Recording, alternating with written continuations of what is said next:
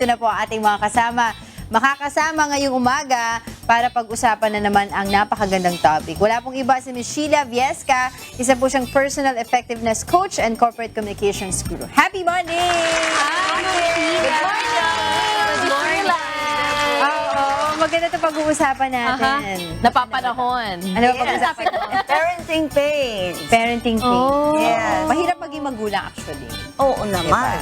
Mahirap maging magulang. Yan daw yung isa sa mga role mo sa buhay na hindi mo walang course kumbaga. Hindi mo pwedeng you go, ipasok doesn't sa prepare you. eskwelahan at gumraduate ka na best in parenting, 'di ba? That's Yung mga ganon kasi as you learn along the way when you parent your children, that's when you see kung tama ba yung pinagagagawa mo, 'di ba? So tamang-tama kasi may mga nakikita tayo ngayong mga balita sa social media Hindi tungkol makapag-let dito sa go. mga magulang na hindi makapag-let go sa kanilang mga anak, 'di ba? And ano ba yung pwede mong masabi tungkol diyan, parenting pains, when yung hindi makapag-let go yung ating mga magulang na kaya na nung mga anak nila?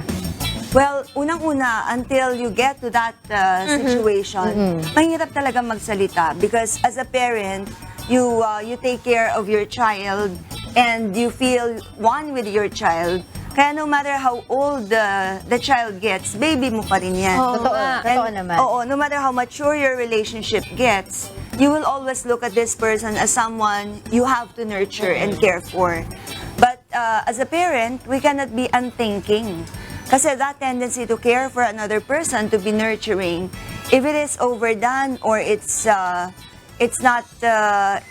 properly done, Nakakasakit. you end up encroaching on your child's life, and instead of nurturing them, you debilitate them.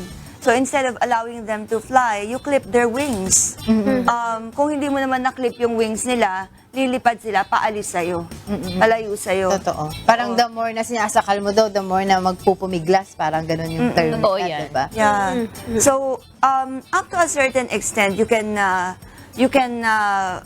control the situation, pero not to the point that you end up living vicariously through your children. That whatever did not work for you, takot na takot kang mangyari sa kanila. As you mentioned, Angel, when you are a parent, you learn things as you go along, as you move along.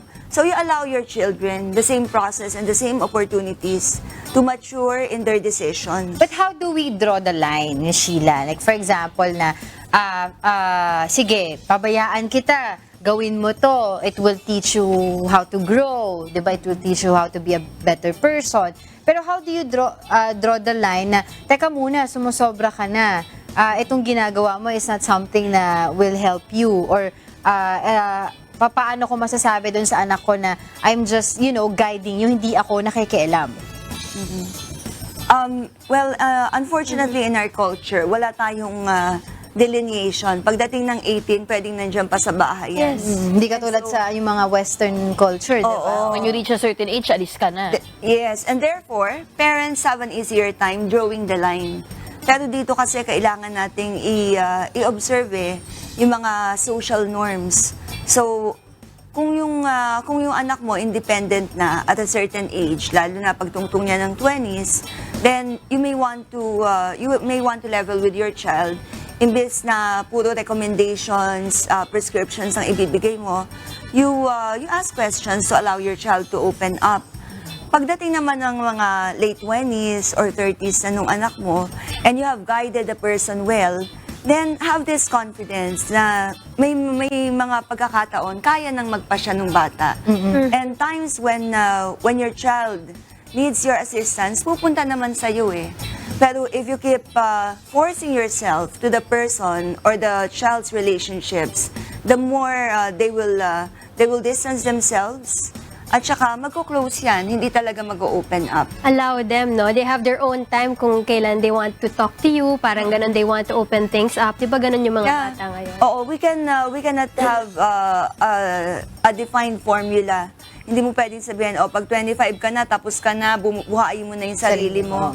Oo. Because the reality is, kahit 40 years old, di ba, umiiyak pa tayo sa magulang natin. Minsan nga kapag may sakit ka lang, Mama mo lang, ang iisipin mo, mama. parang gusto ko yung sabaw ni mama. Di ba? Parang mga ganun, di ba?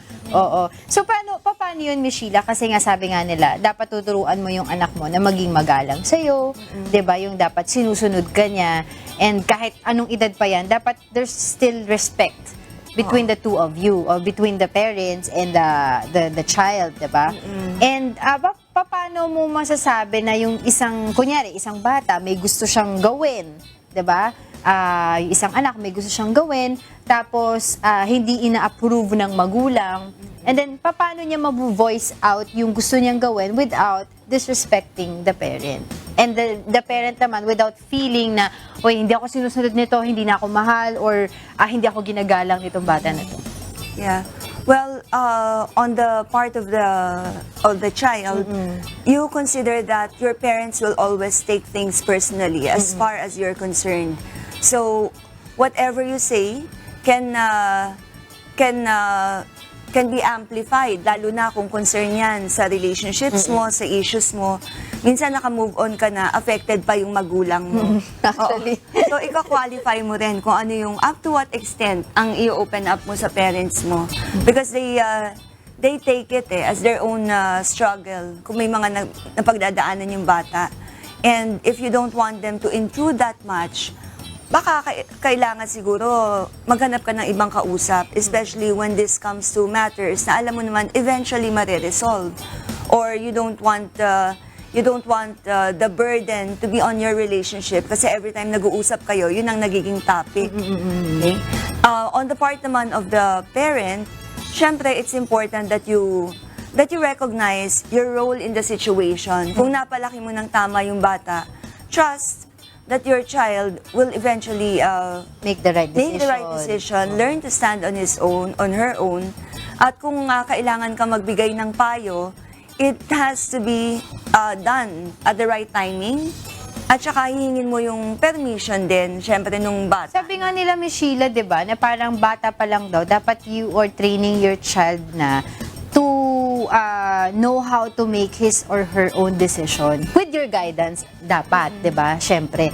Pero in that way, para daw paglaki niya, it's not hard for that person or for that kid to make decisions in his or in her life. Oo, to be his own person, to be your own person. Kasi 'di ba, parang ikaw yung ikaw yung malaking puno na nagne-nurture. But when the child is at the right age, has been given the right nurturing, gusto mo namang mag-distance a bit. Hindi pwede lagi kang nagdi-dictate Kasi imbes na mag-bloom yung anak mo, nabobonsai. So, nauudlot. Oo, and Lahat sa'yo, dependent pa sila sa'yo. yes. And you want your own child to be your mini you, her whole life, his So, whole kailangan life. talaga balance no? Hindi porket na, kailangan ikaw lagi masusunod and everything. Kasi, ako naman, in my part, alam ni Diego yan, ma-share ko lang. Kasi, di ba, yung ultimo before, siguro mga 2 years ago, 2 years ago o a year ago, nahihirapan ako i-let go si Leo na magpunta sa comfort room by himself when we are in the public area. Like in the malls or restaurant, na parang I have to make sure na kasama ako kahit nandun lang ako sa labas, or sasama ko talaga siya sa women's comfort room para alam kong malinis, yung mga ganon. Yung parang at a certain point, may nagsabihan na rin ako ni Diego na you have to let him go in this type of situations para masanay siya na dapat siya dito siya sa bathroom na pumupunta and kaya na niyang alagaan yung sarili niya. Same thing also when it comes to letting him go doon sa pagpapasyal sa park. Nagbabike by himself. Before kasi kailangan talaga may nakasunod na yaya kung hindi ako po pwede, yung ganun, diba? So it really took time ako sa sarili ko na mag-let go on that a certain aspect. Pero is that healthy for the parents na dapat ganun yung gagawin mo, na mag-worry ka na mag-worry sa iyong mga anak? Na Yun nga yung growing pains on the part of the parent. Kailangan din i-outgrow natin yun. So at a certain age, dapat na talagang mag-let go yung parents kaya na ng anak ko magdesisyon sa buhay niya. I guess for as long as nasa poder mo pa yung bata at hindi pa kumikita, hindi pa niya kayang sustentuhan yung sarili niya, then you can be there as a parent who stood by your child bago pa siya mag-puberty. Pero let's say nasa 18 na yung anak mo, kailangan iwi-win mo na yung sarili mo. Like, bigyan mo siya ng instructions, bigyan mo siya ng guidance, and allow your child to do things on his or her own. Parang set mo rin yung consequence ng kanya magiging Oo. decision. Ano? Yun Then, ang- that's when you let him decide. Totoo. Kasi ang insecurity natin is born out of our tendency to fail to give the right instructions. Nandun lang tayo. Para bang sa ano yan sa supervision ng staff. You're insecure in letting this person do things on his own kasi walang proper guidance. Walang step by step. Walang tiwala. So, oo. So, in raising our kids, may mga mentoring tayong ginagawa. Totoo. Ito yung gagawin mo. Pag hindi mo ginawa, ito yung mangyayari. Pag ito yung nangyari, nandito ko. Pero pag ginawa mo pa uli, ganito yung mangyayari. So, yung mga ganyang step-by-step conversations will be quite helpful. So, let's also not take for granted na yung kids natin, as they're growing up, they have this natural sense kung ano yung tama o mali, but they're not also mind readers. Kung meron kang gustong sabihin sa kanila, don't let them experiment too much. Kasi yan mangyayari yan pag maalam na sila. So in their maturity, when they have to make decisions, feel at ease that in their failures, in their painful decisions, they learn more, they grow more. Hindi ka kailangang makialam all the time. Paano naman yung sa mga mismong magulang mismo? Like ako and other parents, I'm sure Rina can relate, Ako, and magulang you, din ako. and Jego. Yun nga, just saying nga. Diego, nandiyan ka Diba? pala. Na parang it's hard for them to let go. Ano yung pwede mong, I know we are not, experts on this, and we Kahit- also base our decisions and tips and advices sa mga na-experience natin. Kahit diba? nga may asawa na yung anak mo, feeling mo parang protective ka pa rin dun sa Oo, anak mo. oo, Di ba oo. parang ganun Totoo, pa rin siya. totoo ka They would dyan. still care because So, they're still your parent. paano mo maalis yun sa parent na parang, yung ganun, Oo. can you do that to a parent? Parang hindi mo magagawa. Maalis mag-worry. Oo our role as a parent is to love our kids unconditionally. And by that, to recognize kung anong klaseng support, kung anong klaseng love ang kailangan nila at a certain point in their life. Minsan, kailangan mo sila talagang alalayan, di ba? Kailangan nandun ka the whole time. Minsan naman, kailangan mo silang pabayaan. And then, always be ready when they come back to you. When they seek your advice, when they seek your assistance. But also, be willing to distance. Kasi, kung lagi kang nandyan, you are their crutch their whole life, ikaw rin ang mahihirapan. When it's time for you to live your own life, kasi they're independent, their own person, medyo nandiyan ka pa rin, kailangan ka pa rin nakasuporta as you have always supported them nung bata pa sila. Diba? So, sa pagiging magulang, it doesn't end. But you also have to be a thinking parent. Kasi it's our unthinking actions that cause us to regret yung mga nagagawa natin and that cause the relationship with our children.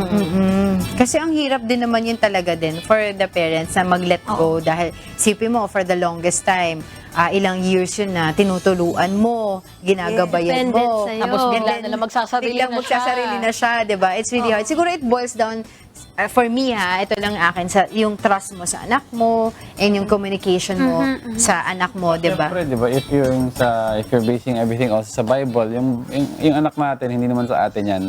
It's God's children. And we're only children, here, pag-aari ang kumbaga anak. ano lang tayo, Sabi we're nga ni here to John. win them into the age na pagiging 18 or 21, hanggat kaya nila. If you have that mindset, I think it should be a little easier to let go pag alam mong it's the right time. Oo. And God says naman, you will know when it's the right time to let go already. Yeah, there's a beautiful poem by Khalil Gibran, a Lebanese poet. Sabi niya, your children are not your children. Correct. They are the sons and daughters of the universe. Parang nag-shoot ka ng arrow, you let the arrow Go. Oo. Let it hit its mark, parang gano'n. Oo. I think, Miss Sheila, it's harder for mothers now than for fathers to let go. Because we're so Generally attached and with it. universally, yes. Yes, Kasi mas diba? emotional lang mga babae. Totoo, attachment. And we're in that role. You are the one nurturing. ikaw yung ikaw yung nagbibigay talaga ng unconditional love and assistance. At saka siguro kaya ganon, because even sa mga animal kingdom, makikita mo, yung role ng dad is to hunt teach, and provide. to hunt and provide, and to teach the cubs or the children how to survive in a world that's full of danger. Totoo. So kung ikaw daddy ka, tinuturuan mo yung anak mo, ganito, ito gawin mo, ito gawin, wag mo gawin to. It's parang tinuturo mo survival. May certain point na nakikita mo, ay kaya na niya. Oo. But you cannot tell that to a mother. Kaya na ng Ang anak mother mo. kasi, like, yung example, yung total animal example na si Diego, yung sa cheetah, di ba cheetah one of the fastest animals, di ba? Pero nung one time, daw pinapakita nila, ang usually nag-hunt yung mga babaeng cheetahs. Pero medyo distracted sila kasi in the middle of hunting season, tumatakbo sila, hunting time, tumatakbo sila, and then bigla silang titigil. Kasi isipin nila, oh, yung baby ko, yung cubs ko, baka may kumuha, mga ganun. So, mommies talaga are warriors. That's right. Oo, pero on that note, talagang the mature parents, sa mga babae, sa mga mommies, talagang we fight for our children. Totoo. Yan ang natural tendency. Pag nakita nating nasanggi o nasaktan or whatever, we fight. But the mature father is usually the one Let his who's child do the fighting. Oo. Supporting, caring. Ito yung martyr the quiet parent in the background. Pero Oo, iba na and yata yung usapan kapag kapag 30 years old na yung anak mo, tapos Totoo. ikaw pa rin magdedesisyon para Iba sa na sarili ata mo. yun, Oo, we also have to know kung ano yung tama at mali for our Malaki na kids yun. and for ourselves. Kapag ganun ba, may Sheila, OA na yung tipong 30 na yung anak mo, nakikialam ka pa rin sa buhay niya, tapos ano na, Pag hindi mo- financially She has her own okay mind. naman Pero siya. alam ko, She has feeling her ko, own Miss mind Sheila, na- pag it's not really about the age, nakadefine lang kasi 18 and 21 pag mature ka eh. What if you're not mature at 30 yung anak? So you're still there to guide as long as may distance ka ng konti. Kung hindi That's mo right. makasalanan, Oo, and- alam mo, hayaan mo to, di ba, kunyari. Hindi ikaw, hindi ikaw. Example lang. And we consider that parent-child relationship, it all boils down to personality issues. At ang issue sometimes, yung parent talaga. Totoo. Oo, kaya yung pagpapalaki mo sa anak mo at nag-decide na siyang mag-isa, mag-independent, give yourself a tap on the shoulder. Kasi nakapag-raise ka ng anak who can think Good on job. her feet, That'll and do. who has not been disrespectful. Totoo. And Who she's continues to independent. love, Yeah. oo, and will not stop being a child to you. So, don't stop being a parent to your child. Kung ano man ang mangyari, Very you can get through this. Iwasan muna yung magsalita ng masama because at the height of all these emotions, You're still a things parent. can go awry because of what we say. O at the end of the day, pamilya pa rin kayo. Oo. Correct. Totoo yan. And the Well love said. never stops. Totoo. Very said. nice. totoo dyan. Tsaka parang ako pag ganyan pinagdadasal ko lang talaga Oo, lagi na dasal. sana mabigyan ako ng strength ng Panginoon na makapag-let go do sa mga dapat i-let go. Oo. Okay, maraming salamat po sa inyo, Ms. Sheila Viesca. Very quick lang po sa Talk Shop. Yes. Get in touch with us for courses on personal effectiveness, leadership, communication excellence at 8894-5588 or 0917-877-5588. You can check out our courses at www.talkshop.ph. Ayan. At sa